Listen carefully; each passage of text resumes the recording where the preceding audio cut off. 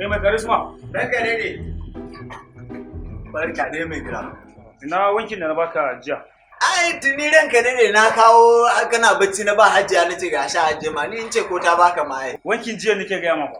Ai na jiyan ko ranka ya dade. Ai na ji ma laundry kenan ranka ya dade. To shi kuma na ji ma laundry aljanu ne suke yaki a ciki ko me? Ai ranka ya dade ba aljanu bane mutane ne amma mutanen yanda ka dan abun nan na turawan nan mai dan robot.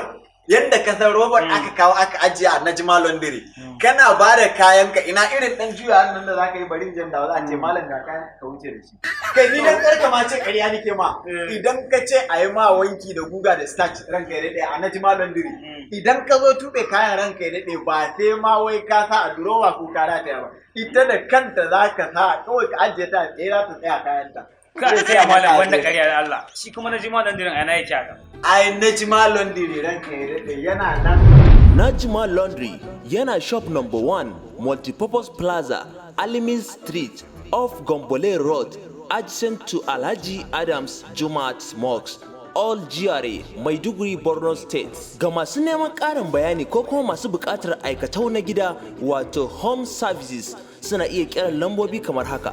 0800-66-66-7008 ko kuma 0700-3575-9963 Najma Laundry farin cikin al'umma.